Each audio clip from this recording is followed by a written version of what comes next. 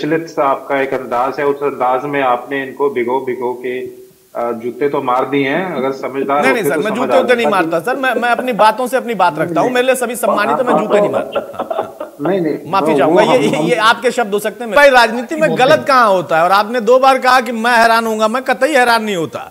मैं तो 75 पार का नारा सुनकर भी हैरान नहीं था और यमुना पार नारा लगाने वालों को सुनकर भी हैरान नहीं था। बाद में उनकी सत्ता का दौर भी देखा, तब भी हैरान नहीं था। और हैरान मैं इस बात पे जरूर होता हूं कि तानाशाहों के साथ आप 4.5 साल रहे क्यों? आपकी भी तो जिम्मेदारी थी कि तानाशाह में नहीं लड़ रही।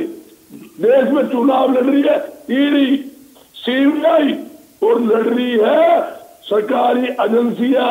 जो भी व्यक्ति इनके खिलाफ बोले उनके खिलाफ झूठे मुकदमे दर्ज करके उनके ईडी की, सीबीआई की कार्रवाई बढ़ा दी जाती है। महाराष्ट्र में आपने देखा तुलसी किस प्रकार कांग्रेस के समर्थन से सरकार चल रही थी और इन्होंने क्या कहा, शिंदे भ्रष्ट आदमी है, शिंदे के ऊपर ईडी छोड़ दी करोड़ों रुपए। भाई विपक्षी खेमा यानी कांग्रेस और इनेलो, उनका तो समझ में आता था। आपको भी इतनी जल्दी नारे पर विश्वास नहीं हो रहा है बीजेपी के या एनडीए के? आप कहते हैं कि 200 पार हो जाए बड़ी मुश्किल होगी। नारा देना आसान है, सीट लाना मुश्किल है। बीजेपी कह रही है कि हम मुश्किल काम ही करते हैं। अतुल भाई, नारा कोई पार्टी देती है अपने कार्यकर्ताओं में जोश भरने के लिए। नारा दे तो कि अब ये तो घर की बई और काका लिखड़ियां, ये तो 400 क्यों, अगर 500 पार का नारा भी दे दें तो इनको कोई रोकने वाला थोड़ी है। लेकिन भारतीय संविधान में एक लोकतांत्रिक के अंदर जो शक्ति सबसे बड़ी दे रखी है वो जनता के पास है, जो 5 साल में मत के द्वारा उसे प्राप्त है। और एक उंगली में वो ताकत है जो बड़े से बड़े तानाशाह को भी धराशाही करने का अवसर जनता के पास है, और जनता उसे करेगी, क्योंकि तानाशाही तो किसी की भी सहन नहीं होती। एक बार चौधरी बंसीलाल जी हरियाणा प्रदेश में मुख्यमंत्री थे कांग्रेस की तरफ से, और उन्होंने उनसे किसी ने पूछ लिया कि आपके खिलाफ माहौल है, आपको हटा दिया जाएगा। तो हमारे यहाँ बागड़ी बेल्ट में ऊंट से खेती करता था उस वक्त किसान, ट्रैक्टर वगैरह बहुत कम होते थे। बोला मैं तो इस एरिया का रहने वाला हूं, मैं कई कोस तक तो ऊंट का पूंछ भी नहीं छोड़ता, ये तो राज है, छोड़ने वाली चीज नहीं है। तो उस प्रकार के लोगों को भी नहीं रहने दिया हरियाणा प्रदेश की जनता ने। तो ये देश और प्रदेश की जनता निश्चित तौर पर एक मैंडेट देगी।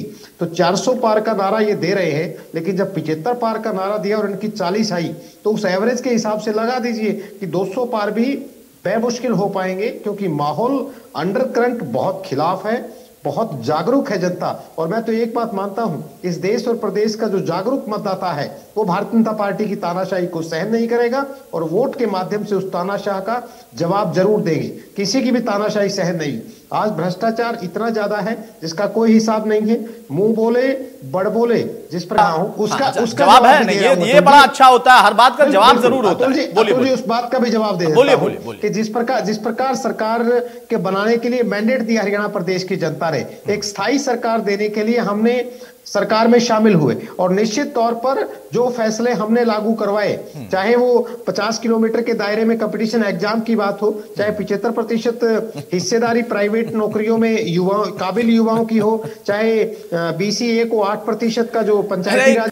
हाँ, मेरे हैं, बिल्कुल मेरे शब्द हैं, क्योंकि 4.5 साल जो सत्ता की मलाई खाई, उसके बाद इनको जब याद नहीं आया जब 750 किसान शहीद हो रहे थे, जब हमारी रेसलर बेटियां थी, और जब ये महिला कोच के साथ जो प्रकरण था, कैसे ये इनके मुंह में दही जम गई थी, और बड़ी बड़ी आप ये कह रहे थे हैरान शब्द का इतना इस्तेमाल इन्होंने किया। आप हैरान मत होना अगर भाजपा को थोड़े बहुत एमपी कम पड़ गए तो सबसे पहले ये बैठे होंगे इनकी गोद के अंदर, तब भी हैरान मत होना। और जनता भी हैरान नहीं होगी, या ये हरियाणा है या काट की हांडी बार बार नहीं चढ़ा करती। अब इनके जुमलों का, अब इनके उसका जुमलों का, और ये जो झूठी बातें करते हैं उसका बंद हो चुका है। अब इनमें कुछ बचा नहीं है, जब आधार ही कुछ नहीं बचा। तो आज कांग्रेस का पाला, जब इनसे देवेंद्र कादयान जी का नाम पूछा गया, मैं हैरान ये मानता हूं कि ये जजपा पार्टी के प्रवक्ता और इनको देवेंद्र कादयान आपने 4 बार ही पूछा और तब भी इनको नहीं समझ में आया कि किनकी बात हो रही है, और जबकि इनको अच्छी तरह पता होना चाहिए कि इनके शीर्ष नेतृत्व में वो रिश्तेदारी भी पड़ती है। चलिए वो बात छोड़िए। बात ऐसी है कि अब ये 3 पार्टियों के बारे में आपने जहां तक मोटा मोटा जिक्र किया, मैं 3 पार्टियों के बारे में बात करता हूँ। पहली बात आती है पार्टी की, अगर हम बात करें तो ये जो 2 मेन पार्टियां हैं, भाजपा और कांग्रेस। देखिए, कांग्रेस और भाजपा का ये है कि एक कृषि काले कानून लेकर आई जिसमें 750 किसान शहीद हुए, बेरोजगारी चरम सीमा पर लेके आई, महंगाई चरम सीमा पर लेके आई, नशे के अंदर हरियाणा में जो बच्चों का सुसाइड रेट है वो पंजाब से ज्यादा है, ओवरडोज से, ड्रग ओवरडोज से। आय दुगनी का वादा ये लेकर आए थे, आय दुगनी की जगह 10 गुना कर दिया। कृषि से लेकर, दूध से लेकर, स्टेशनरी से लेकर हर चीज के ऊपर जीएसटी ना केवल लगाना, उसे बढ़ाना। सिलेंडर का भी जुमला दिया था, 5 राज्यों के चुनाव में 400 का देंगे, हरियाणा में आ चुका है, अगर आप दे सकते हैं कर दीजिए 1200 वाला 400। धान के रेट की बात करिए, आप यहाँ दे दीजिए 3600 4000 दे रहे थे आप छत्तीसगढ़ में और अन्य जगहों में। पेट्रोल डीजल की बात करें तो आपको पता है कि क्या हालत है। 33 से 35 लाख करोड़ रुपया ये एजेंसियां कमा चुकी है मुनाफे में।